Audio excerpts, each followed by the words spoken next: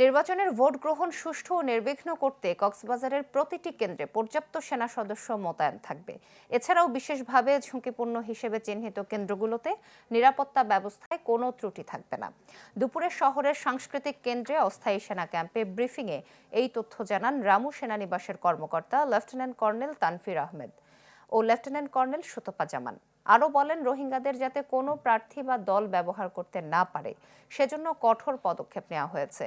চালানো হয়েছে বেশ কিছু অভিযান।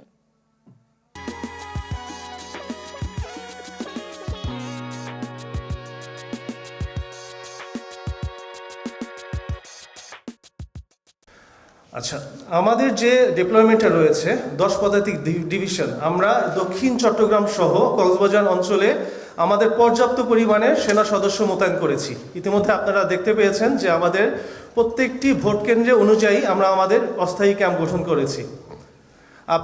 আমরা যে সকল অলরেডি আমাদের অ্যাসেসমেন্ট অনুযায়ী আমরা বিভিন্ন ভোট কেন্দ্রের ঝুঁকি আমরা নির্ধারণ করেছি এবং সেই মোতাবেক আমরা আমাদের যে ডিপ্লয়মেন্ট প্ল্যান সেই অনুযায়ী আমরা ডিপ্লয়েড হয়েছি।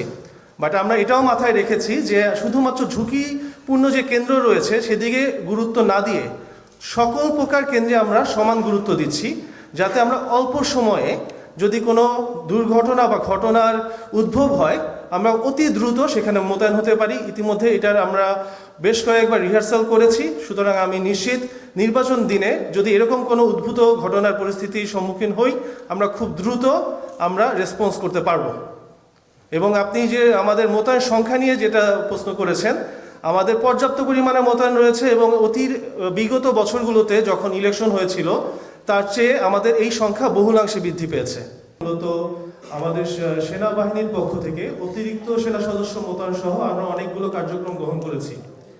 যেমন হচ্ছে কি আমরা আমাদের চেক পয়েন্ট অনেকাংশে বৃদ্ধি করেছি, আমাদের ফেন্সিং যে মেরামত করা হয়েছে, এছাড়াও আমাদের নিয়মিত টহল কার্যক্রম চালু রয়েছে এবং ক্যাম্পের আশেপাশে আমাদের অতিরিক্ত পরিমাণে টহল রয়েছে। এছাড়াও আমাদের সাথে সাথে এপিবিএন সহ অন্যান্য যারা আইন শৃঙ্খলা রক্ষাকারী বাহিনী রয়েছেন তারা আমাদের এই রোহিঙ্গা ক্যাম্পগুলোতে বিশেষ নজরদারির আওতাভুক্ত রেখেছেন। সুতরাং আমরা নিশ্চিত আমরা সেনাবাহিনী সহ আমাদের অন্যান্য আইন শৃঙ্খলা রক্ষাকারী বাহিনী যারা রয়েছেন আমাদের সম্মিলিত প্রচেষ্টায় আমাদের এই রোহিঙ্গা ক্যাম্পগুলোর নিরাপত্তা বিধান সহ আসন্ন নির্বাচনে আমরা একটা সুন্দর, সুষ্ঠু এবং শান্তিপূর্ণ নির্বাচন করতে পারবো এবং রোহিঙ্গা যারা রয়েছেন তারা যেন আমাদের নির্বাচন প্রক্রিয়াকে কোনো প্রকার ব্যাহত না করতে পারেন সেদিকে আমরা সজাগ দৃষ্টি রাখবো। আমাদের যথেষ্ট পরিমাণের সেনা সদস্য ডিপ্লয়েড রয়েছে।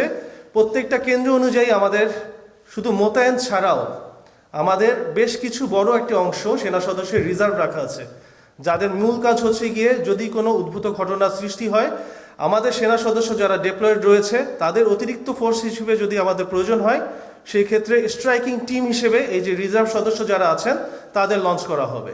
সুতরাং শুধু আমরা নির্ধারিত সংখ্যায় সীমাবদ্ধ না থেকে একটা নির্বাচনকে সুষ্ঠুভাবে করার জন্য যত পরিমাণের ফোর্স দরকার, আমাদের সেনা সদস্য দরকার, তাদের যাতে আমরা মোতায়েন করতে পারি তার জন্য আমরা প্রস্তুত আছি। এবং পরবর্তীতে আপনি যেটা বলেছেন যে আপনার এই কেন্দ্রসমূহে যে অস্ত্রর ব্যবহার অথবা টাকার ব্যবহার তারা যদি করার চেষ্টা করে তাহলে কি হবে? উত্তর আমরা সবাই জানি যে ইতিমধ্যে আমরা এই প্রি ডিপ্লয়মেন্ট ফেজে শুরু থেকে আমরা যথেষ্ট পরিমাণের অপারেশন করেছি। অনেকেই ধরা পড়েছে, অনেক মিসক্রিয়েন্ট যারা চিহ্নিত সন্ত্রাসী আছে তারা ধরা পড়েছেন, অস্ত্র ধরা পড়েছে এবং টাকা পয়সা যারা ব্যবহার করার জন্য যে উদ্দেশ্যে তারা সংগ্রহ করেছিল সেগুলো ধরা পড়েছে। এরপরও যদি নির্বাচনের দিন তারা আবার আমাদের ভোট কেন্দ্রে উপস্থিত হয়, যে তারা যদি কোনো সমস্যা করার চিন্তা ভাবনাও করেন, আমরা জানি যে ইতিমধ্যে প্রত্যেকটি কেন্দ্রে আনসার এবং পুলিশ মোতায়েন রয়েছে, সেখানে বডি ক্যাম্প রয়েছে, তাদের সাথে আমাদের সমন্বয় হয়েছে, নিয়মিত যোগাযোগ রয়েছে। তো এরকম কোনো নিউজ যদি আমরা পাই খুব দ্রুতই আমাদের ফোর্স সেখানে আমরা মোতায়েন করতে পারবো এবং উদ্ভূত পরিস্থিতি সামাল দেওয়ার মতো যথেষ্ট পরিমাণের ফোর্স আমাদের সেনা সদস্য রয়েছে এবং এই পরিমাণের প্রস্তুতি আমাদের রয়েছে।